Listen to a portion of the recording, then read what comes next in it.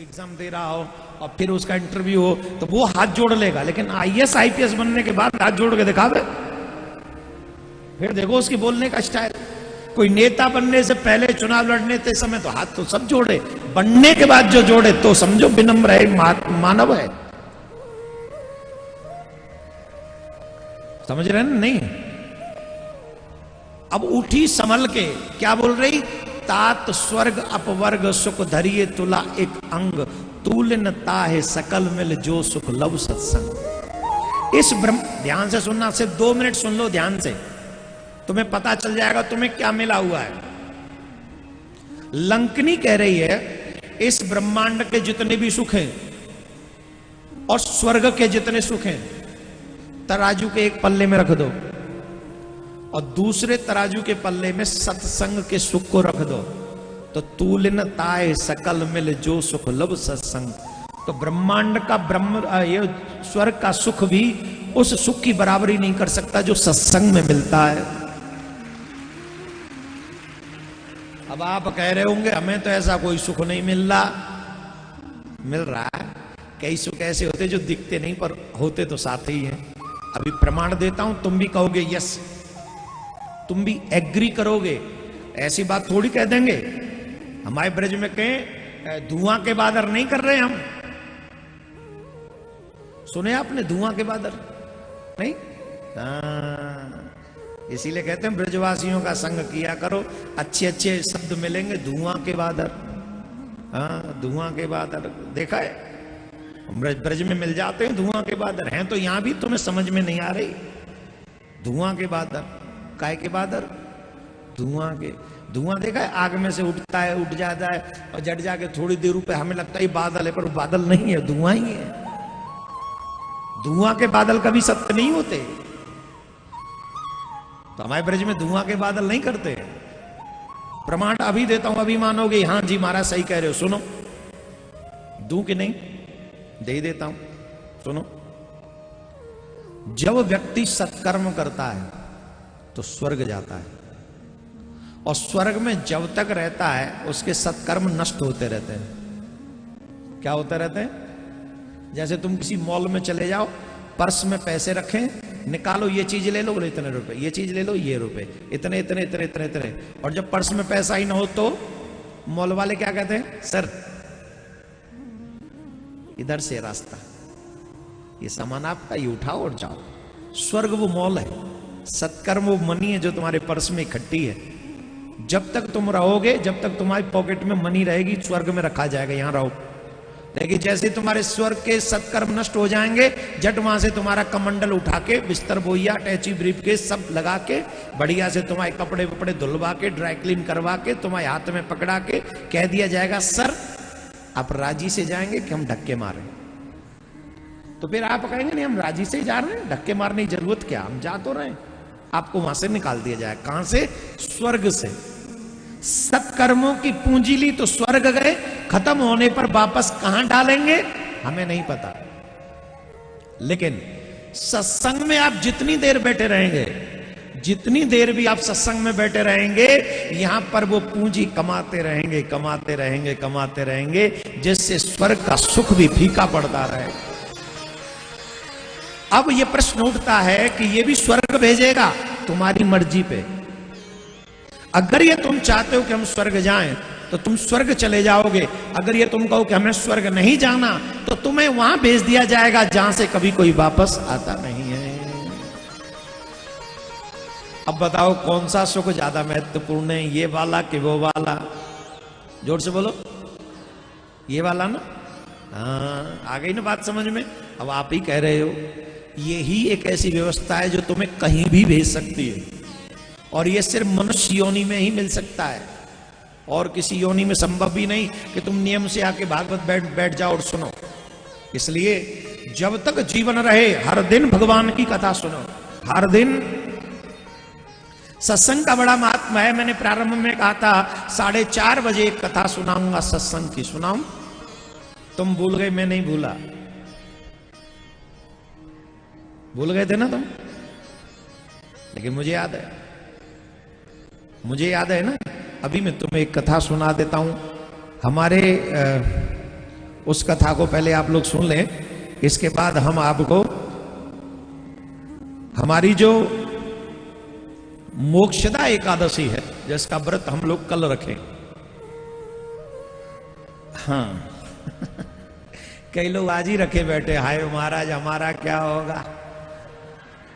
तुम जानो, अपन लोग तो कल रहने का है, हमारी कल है। सुन लीजिए ध्यान से, पहले इस प्रसंग को सुनने, इसके बाद मैं आपको बहुत प्यारी सी कथा सुनाने जा रहा हूं। एकादशी का मात्म इसलिए भी बोल रहा हूं कि बहुत लोग ऐसे हैं जो व्रत नहीं करते हैं, और मनुष्य योनि पाने के बाद अगर एकादशी जैसा व्रत नहीं रखा तो समझ लो कि तुम अपनी जिंदगी से खिलवाड़ कर रहे हो। सामर्थ्य होते होते एकादशी का व्रत करना चाहिए और संयमित होकर व्रत करना चाहिए। यहां पर हमने देखा बहुत शिष्य लोग व्रत करते हैं और हमें गर्व है उन शिष्यों पर जो अपने जीवन को साधना में लगाकर भगवान को पाने के लिए प्रयासरत हैं। उनके लिए साधुवाद है, वाकई साधुवाद है। जब युधिष्ठिर ने पूछा, भगवान श्री कृष्ण से पूछा कि मोक्षदा एकादशी का व्रत का क्या महात्म है, कृपा करके हमें बताइए। तो भगवान श्री कृष्ण ने कहा कि मोक्षदा एकादशी का व्रत का बहुत ही बड़ा महात्मा है। मैं तुम्हें उनकी कथा सुनाता हूं। एक समय चंपक नगर में बैखानस नाम का एक राजा था, और वो राजा बड़ा धार्मिक था। उसने अपनी प्रजा का ध्यान बड़े रखा, बड़ा अपने पुत्रवत अपनी प्रजा का ध्यान रखता था, बड़ा ही ध्यान करता था। एक दिन की बात है, राजा रात्रि में सोया हुआ था तो अचानक से स्वप्न में उसको उसके पितृ दिखे, उसके पूर्वज दिखे, और पूर्वजों ने ये कहा कि हम नरक में पड़े हुए हैं, हे राजा तुम धर्मात्मा हो, हमें नरक से मुक्ति दिलाओ। इसका नाम है मुक्तदा एकादशी। इसका नाम से ही पता चलता है कि ये मुक्ति प्रदान करने वाली है, मोक्षदा एकादशी इसको कहते हैं। तो कहा राजन हम नरक में पड़े, इसके राजा के पूर्वजों ने कहा हम नरक में पड़े हुए हैं, हमें मुक्ति दिलाओ, हमें मुक्ति दिलाओ। राजा ने जब स्वप्न देखा तो उसे बात समझ में नहीं आई कि आखिर हुआ क्या और मुझे क्या करना चाहिए। तो राजा ने ब्राह्मणों के सामने जाकर अपनी बात रखी, अपने स्वप्न की बात बताई कि हमने ऐसा स्वप्न देखा है, बताओ हम क्या करें। तो ब्राह्मणों ने कहा राजन यहां से कुछ दूरी पर एक बहुत तपस्वी संत रहते हैं और वो बड़े विद्वान हैं, त्रिकालज्ञ हैं, तीनों कालों के विषय में जानते हैं। इसलिए तुम अपना स्वप्न उनको जाके बताओ। अगर तुम उन्हें बताओगे तो निश्चित ही तुम्हारे स्वप्न का कोई ना कोई अर्थ वो अवश्य बताएंगे।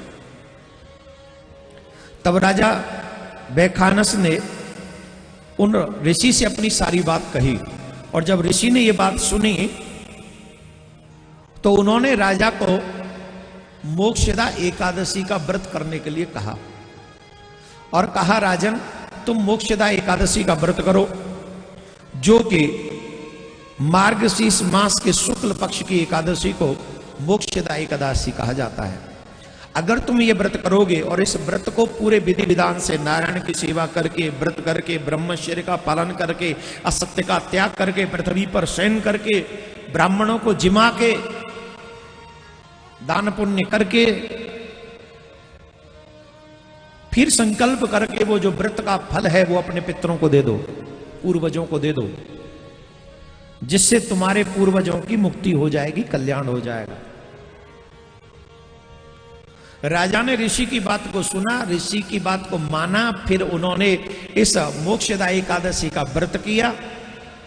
दशमी की रात्रि से इन्होंने अन्न ग्रहण नहीं किया, पूरा सुबह उठे, ब्रह्म मुहूर्त में उठे, स्नान किया, व्रत का संकल्प किया, व्रत किया, ब्रह्मचर्य का पालन किया, एक रात्रि पहले से ब्रह्मचर्य का पालन किया, असत्य भाषण नहीं करूंगा ऐसा संकल्प किया, व्रत किया, पूजन किया भगवान का, भगवान के व्रत की कथा सुनी। कथा सुनने के बाद दूसरे दिन ब्राह्मणों को जिमाया, बुलाया, स्नान के बाद भोजन कराया ब्राह्मणों को, और फिर द्रव्य दक्षिणा देकर उनको विदा किया। और उसका जो फल था व्रत का और ब्राह्मणों के तप का, दान का, भोजन का, वो सब अपने पूर्वजों को अर्पित किया। इससे उस राजा के समस्त पूर्वज जो नरक में पड़े हुए थे, नरक से उनको मुक्ति मिल गई। बोलो एकादशी मैया की जय। एक बात सुन लें, यहां पर जितने भी लोग बैठे हैं, धनवान जो बैठे हैं वो ज्यादा सुने ध्यान से, और हम जैसे मिडिल क्लास बैठे वो भी सुन ले ध्यान से। ध्यान से सुनो, प्रत्येक संतान वही अच्छी है जो अपने से पूर्व में आए हुए पूर्वजों की मुक्ति के लिए प्रयास करे। जो मनुष्य संपन्न होने के बाद भी ऐसे कार्य न कर सके जिससे हमारे पूर्व के पूर्वजों की मुक्ति हो जाए, कल्याण हो जाए, या अपने भी कल्याण की जो चिंता न करे, उसे मनुष्य योनि नहीं अपितु ये मानना चाहिए कि हम पशु की योनि में अपना जीवन जी रहे। इसलिए हम सब सिर्फ खाने, कमाने, सोने और ऐश करने के लिए नहीं आए। मनुष्य बने हैं, मनुष्य की तरह व्यवहार करना चाहिए। और जो मनुष्य का व्यवहार है, अगर मनुष्य जीवन मिला है, दुनिया में हर काम छोड़ दो पर भगवान की कथा मत छोड़ो। दूसरा, भगवान के एकादशी व्रत को कभी मत छोड़ो, अवश्य करना चाहिए, अवश्य एकादशी का व्रत करना चाहिए। अब सुने, हम एक बात सुना रहे थे सत्संग की। कई लोग ऐसे भी मिल जाते हैं आपको ये कहते हुए, महाराज हम तो कथाएं बहुत सुनते पर हमें कोई लाभ नहीं मिल रहा। ऐसे लोग, हम तो बहुत सत्संग करते हैं महाराज, बहुत ज्यादा सत्संग करते, कभी लाभ तो मिले। सुनो, और कई लोग तो कथा सुनना भी बंद कर चुके हैं। क्यों? लाभ नहीं मिला। अब हम बताते हैं उसके रीजन, उसका हम सोचा कि ऐसा क्या होता है। तो एक बहुत सुंदर घटना घटी, बताइए, आपको बताएंगे, सुनिए। एक बार 5-7 आदमी शाम के समय अंधेरे में एक नदी पार करने के लिए गए, और जब नदी पार करने के लिए उस नाव में बैठे तो शाम का समय था, शाम को बैठ गए और वो नाव चलाने लगे, चलाने लगे, चलाने लगे, चलाने लगे। नाव चलाते गए, नाव चलती गई, नाव चलाते गए, वो नाव चलती गई, चलाते गए, चलती गई, चलाते गए, चलती गई। खूब चलाई नाव, खूब चली, चप्पू खूब चला, नाव भी खूब चली। और सुबह हो गया, सूर्योदय हो गया, पर नाव जो है घाट पे नहीं पहुंची, उधर नहीं पहुंची। तो जब सूर्योदय हुआ तो देखा कि भाई नाव कहां, समिया रात नाव चलाई, नाव चली नहीं, चक्कर क्या हुआ। तो एक व्यक्ति ने देखा घाट पे तो खड़े भाई, इसका मतलब हम घाट पे पहुंच गए, हम लोगों को पता नहीं चला। बोले हाँ घाट पे ही तो हैं। तो देखा दूसरे ने, अरे नहीं नहीं, ये तो वही घाट है जहां से हम चले थे, ये दूसरा घाट नहीं, ये वही घाट है जहां से चले थे। बोले ये कैसे संभव है, सारी रात तो नाव चलाई, फिर अब भी उसी घाट पे कैसे रह गए। बोले ये भी सत्य है कि नाव चलाई, ये भी सत्य है नाव चली, और ये भी सत्य है कि सारी रात चली, लेकिन मिस्टेक एक हो गई, गलती ये हो गई। बोले क्या? नाव की रस्सी जिस खूंटे से बंधी थी उससे नहीं खोली। नाव की रस्सी जिस खूंटे से बंधी थी उससे नहीं खोली, इसलिए सारी रात नाव किनारे पे ही चली। अब आप कहेंगे इससे क्या मतलब है? बोले सुनो, आपने कथा सुनी ये सत्य, हमने कथा सुनाई ये भी सत्य, आपने 3 घंटे मन लगा कर सुनी, बार बार सुनी, ये भी सत्य। बोले हाँ ये भी सत्य, पर एक कमी भी करते रहे। क्या? बोले जिन कमियों की खातिर हमारा जीवन बिगड़ता गया, कभी उनकी गांठ, पापों की गांठ कभी हमने खोली नहीं है। वो पाप की गांठ आज भी वहीं बंधी हुई है। झूठ बोलना नहीं छोड़ा, देर से उठना नहीं छोड़ा, नशा करना नहीं छोड़ा, मांस खाना नहीं छोड़ा, बड़ों का अनादर करना नहीं छोड़ा, भगवान में सच्ची श्रद्धा करना हमने कभी नहीं सीखा। तो जब इतनी बुराइयों की गांठ बांध के बैठे रहोगे तो बताओ तुम्हारे जीवन की नैया उस पार कैसे जाएगी? अगर जीवन की नैया को उस पार ले जाना है तो हर कथा में अपनी 2-4 बुराई छोड़ दो, बुराइयों की गांठ खोलो। जब बुराइयों की गांठ खोलोगे तब निश्चित तुम्हारी जीवन की नैया उस पार जाएगी। और जाना है किसी किनारे पे रहना है, ये तुम्हारा डिसीजन है, इसमें हम कुछ नहीं कर सकते। बोलो राधे राधे, जोर से बोलना पड़ेगा, ये तुम्हारी जिम्मेदारी है। तो वेद व्यास जी महाराज को देवर्षि नारद ने सत्संग का महात्म बताया, और जब सत्संग का महात्म बताया तो वेद व्यास जी महाराज ने श्रीमद् भागवत महापुराण की रचना करी। काय की रचना करी? और उस भागवत के कुछ श्लोक अपने शिष्यों को कंठस्थ कराए। जिस वन में, जिस गुफा में श्री सुखदेव जी महाराज निराकार ब्रह्म की उपासना कर रहे थे, उसी वन में व्यास जी के पुत्र शिष्य जो थे, शिष्य भी पुत्रवत होते हैं, गाय चराने गए और वो भगवान के इस श्लोक का उच्चारण कर रहे थे भागवत का। बड़े ध्यान से सुनना, भगवान का रूप कैसा है। इस ब्रह्मांड में कोई भी व्यक्ति मेरे भगवान से ज्यादा सुंदर नहीं है। हमारी तुम्हारी सुंदरता डे बाई डे कम होती जा रही है, और भगवान की सुंदरता हमारे बाबा दादा पुरखा जब तक थे उससे भी ज्यादा सुंदर आज हो गई है। तो कैसे हैं वो? बरहा पीड़म नटवर बपु कर्णयो कर्णकारम विप्रदवास कनक कपिशं वैजयन्ती जमालाम रंधान वेणु अधर सुदया पूरयन गोप वृंदे वृंदारण्यम स्वपदरमणम प्रावसद गीत कीर्ति। श्री श्याम सुंदर क्या कर रहे हैं? क्या कर रहे हैं श्याम सुंदर? 6-7 साल के कन्हैया। कितने साल के? ध्यान से सुनो, एक एक शब्द। सुंदरता देखो कितनी है। 6-7 साल के कन्हैया गायों के पीछे पीछे चल रहे हैं। श्याम अंग है उनका, श्याम वर्ण है, पीली पीतांबरी धारण किए हुए हैं, और सुंदर घुंघराले घुंघराले केस उनके कंधों पर हैं, और जो है ऐसे सर पे मोर पक्ष है, मोर मुकुट धारण कर रखा है, कंधे पे काली कमरिया है, अधरों पे मुरली सुशोभित हो रही है, हाथ में लकुटी ले रखी है, और ग्वाल बाल चारों तरफ से उनके आगे पीछे चल रहे हैं। आगे आगे गैया है, पीछे पीछे कन्हैया है। छोटी छोटी गैया छोटे छोटे ग्वाल, छोटी छोटी गैया छोटे छोटो सो छोटो सो छोटो सो मेरो भजन गोपाल, छोटो सो मेरो भजन गोपाल। ले ले बैठ जा मैया, बैठ जा।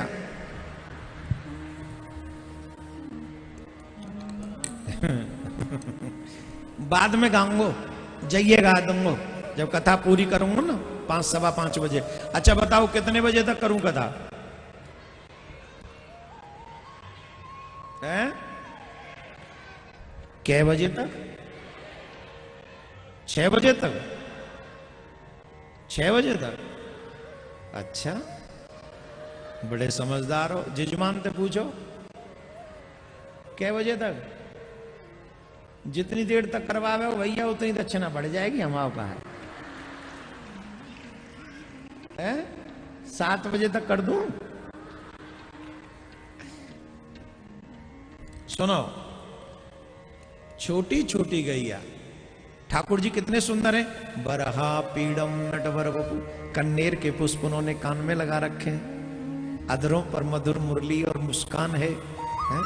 सबको मुस्कुरा कर देख रहे हैं, बाल बाल उनके आगे पीछे चल रहे हैं, और वो जयति जयति क्या कह रहे हैं? वो गीत गाते हुए चल रहे हैं। क्या गीत गाते हुए?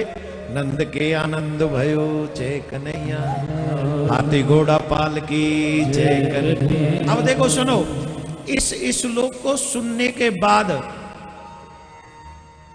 निराकार ब्रह्म में अटका हुआ सुखदेव जी का मन कृष्ण की तरफ खिंचा।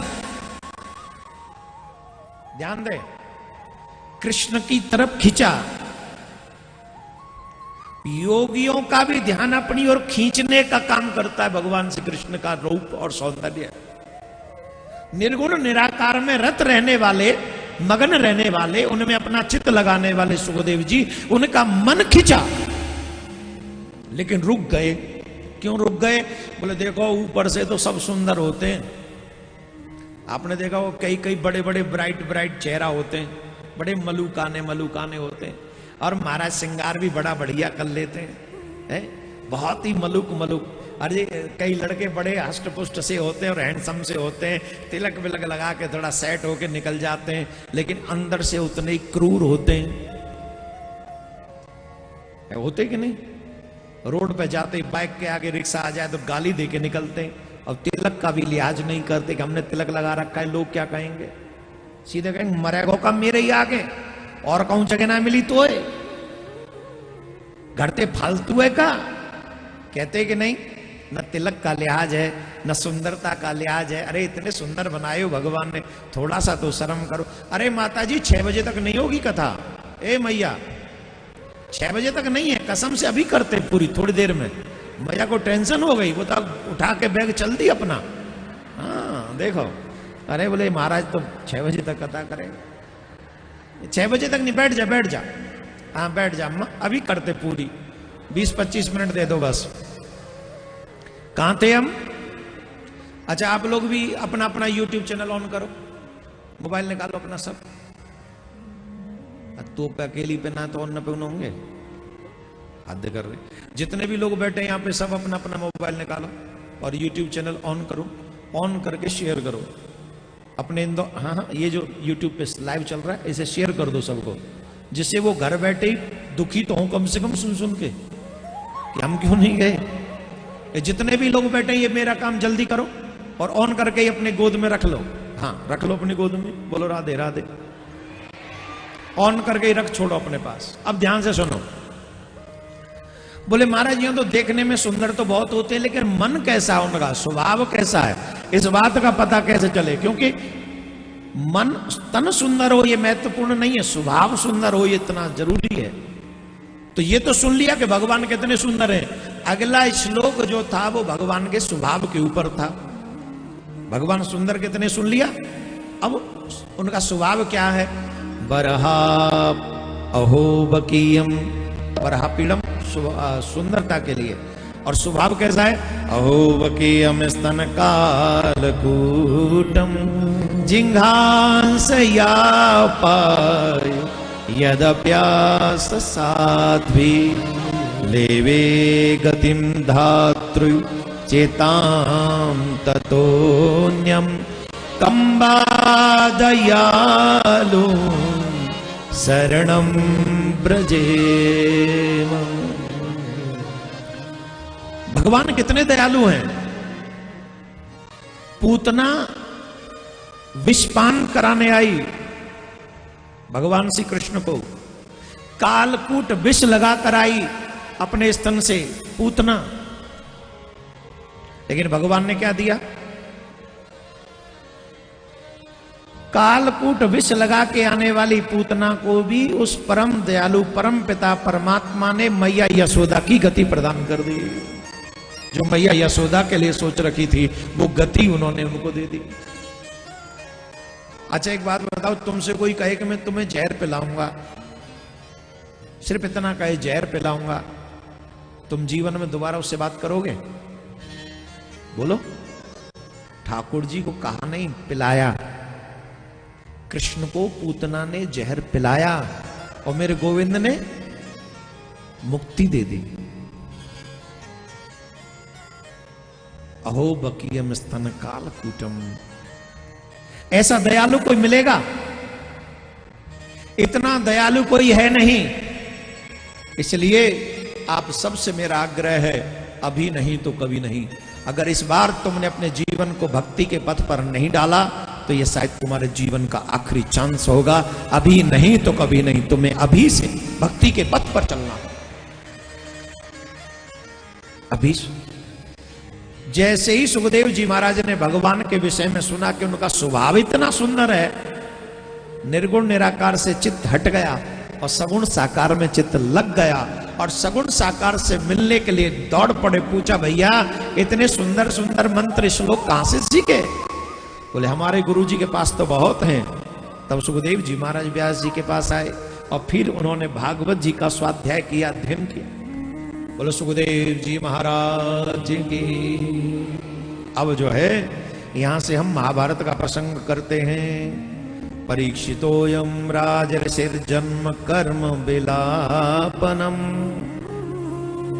संस्था च पांडुपुत्राणाम बक्षे कृष्ण कथोदयम।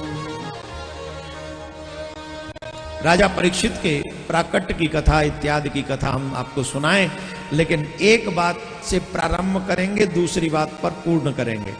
सिर्फ 15 मिनट और हम आपको कथा सुनाएंगे और उसके बाद में आपको बहुत प्यारा सा एक भजन सुनाएंगे और उसके बाद आज के सत्र को पूरा करके कल मिलेंगे, ये प्रार्थना करते हुए देर से आना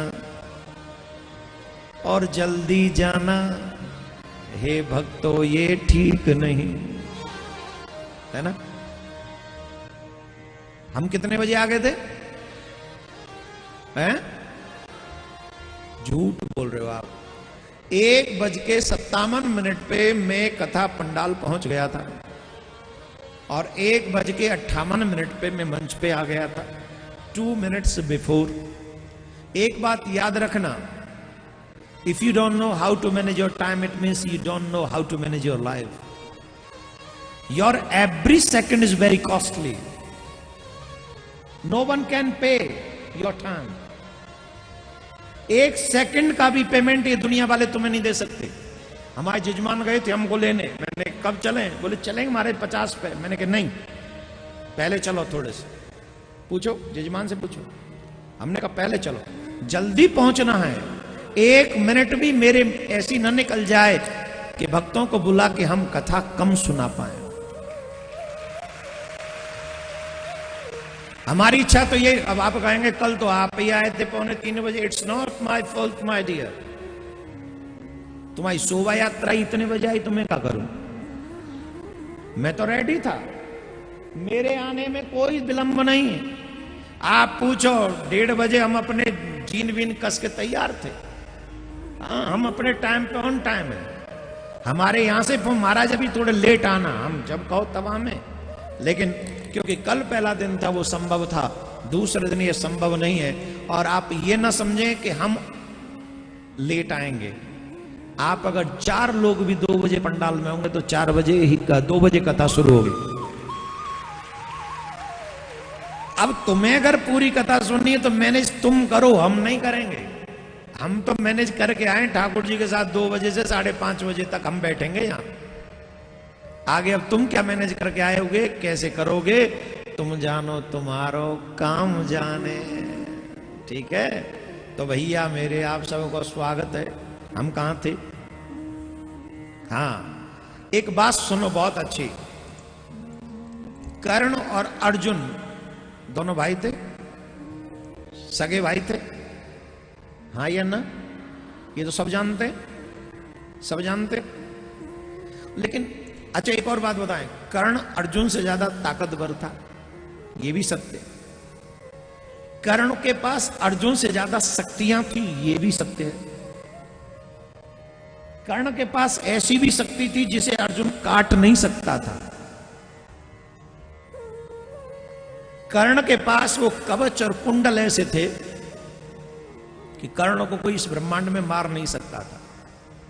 सूर्यपुत्र कर्ण मरेगा नहीं, और ये सब जानते थे। इसलिए दुर्योधन ने सूर्यपुत्र कर्ण को अपने साथ रखा। अर्जुन कर्ण से कमजोर, अर्जुन के पास व्यवस्था कम, शस्त्र भी उतने नहीं जो कर्ण के पास हैं, कवच कुंडल जैसी कोई सिस्टम उसके पास था नहीं ऐसा कर्ण जैसा। फिर भी अर्जुन के हाथों कर्ण का मरना क्या सिद्ध करता है?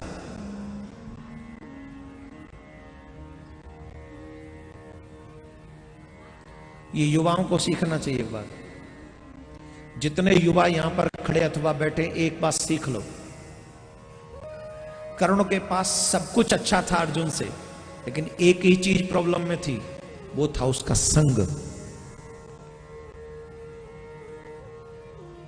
क्या था? कर्ण का संग। कर्ण का संग गलत था, जिससे उसका बुरा परिणाम हुआ। संग किसका था कर्ण का? दुर्योधन, दुशासन, जयद्रथ, चंदेरी, नरेश, शिशुपाल और सबके ऊपर मामा शकुनी, मामा शकुनी। अब जिसके पास संग इतना गलत हो, क्या उसके जीवन में विजय हो सकती है? आज के युवा इस बात को नहीं समझते। आजकल के युवा किसका संग करते हैं? बोले जिस पे अच्छी गाड़ी हो, जिसकी पॉकेट में दम हो, जो मदिरा सदिरा अच्छे से खिला पिला दे, जो बढ़िया पार्टी सार्टी ऑर्गेनाइज करता हो, उसका संग करेंगे। अबे बाबरे, कर्ण भी मरवा दिया जो मर नहीं सकता था। किसके चक्कर में? संग के चक्कर में। तुम फंसे हो गलत संग के चक्कर में। फिर कहते हो हमने तो कुछ बुरा किया ही नहीं, तो हम तो अपने दोस्त के साथ गए थे। वो दोस्त कौन था? History sheeter. कौन था वो दोस्त? आपके पास बैठोगे तो लपटें तो लगेंगी। अगर गलत संग करोगे और तुम पर उसका असर ना आए, ये इम्पॉसिबल है। अर्जुन का संग किसका था? यत्र योगेश्वरः कृष्ण यत्र पार्थो धनुर्धर। जिधर भगवान श्री कृष्ण है, जिधर अर्जुन है, ध्रुवा नीतिर्मतिर्ममा, उनका विजय होगा ही, यही सत्य है। तत्र सी विजयोर्भूति, उधर ही विजय है। अब अगर तुम अपने जीवन में विजय चाहते हो, तुम अपने जीवन में पराजय नहीं चाहते हो, तो तुम्हारे पास एक ही ऑप्शन है। संतन के संग लाग रे, तेरी अच्छी बनेगी, अच्छी बनेगी तेरी किस्मत जगेगी, अच्छी बनेगी तेरी किस्मत जगेगी। होए बड़ो सौभाग्य में तेरी अच्छी बने, संतन के संग लाग रे, तेरे अच्छे बने। संतन संग कर अच्छी कमाई, संतन के संग लाग रहे, बस ये बात है। अब अर्जुन का कल्याण कैसे हो गया? भगवान श्री कृष्ण ने अर्जुन से पूछा, जब दुर्योधन ने एक अक्षौणी सेना मांग ली, भगवान ने कहा था एक तरफ मेरी एक अक्षौणी सेना रहेगी और एक तरफ मैं अकेला रहूंगा, वो भी निहत्था रहूंगा, शस्त्र नहीं उठाऊंगा। ध्यान से सुनो, भगवान ने कहा एक तरफ मैं अकेला रहूंगा, निहत्था रहूंगा, शस्त्र नहीं उठाऊंगा, और मेरे घर का कोई फैमिली मेंबर सदस्य युद्ध में भाग नहीं लेगा। एक तरफ मैं, एक तरफ मेरी एक अक्षौणी सेना युद्ध करेगी, मैं युद्ध नहीं करूंगा। दुर्योधन ने, अर्जुन ने कहा कि भाई मैं आपको मांगता हूं। दुर्योधन बोला मुझे सेना स्वीकार है। दुर्योधन सेना लेके गया, लेकिन भगवान ने अर्जुन से पूछा क्या बात है, तुम विजय नहीं चाहते? बोले क्यों? विजय नहीं चाहता तो युद्ध क्यों करूंगा? बोले नहीं, तुमने मुझे क्यों मांगा जब मैं पहले ही कह चुका मैं युद्ध नहीं करूंगा? पहले कहा ना मैं युद्ध नहीं करूंगा। बोले हाँ, और एक तरफ मेरी सेना एक अक्षौणी, ऑलरेडी तुम पे सेना कम है, एक अक्षौणी सेना और तुमने कम करा दी। तुम्हें चांस दिया था पहले मांग लो, इसीलिए बोला था पहले अर्जुन मांगेगा। तो सेना क्यों नहीं मांगी तुमने? मुझे क्यों मांगा तुमने? इसका मतलब तो सीधी सी बात है ना, तुम विजय नहीं चाहते। क्या गजब का आंसर दिया है अर्जुन ने। कृष्ण, अगर तुम्हारे बिना विजय मिलती हो ना, तो वो विजय मुझे अस्वीकार है।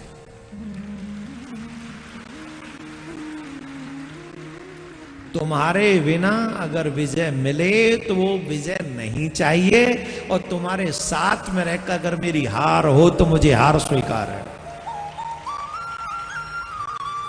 विजय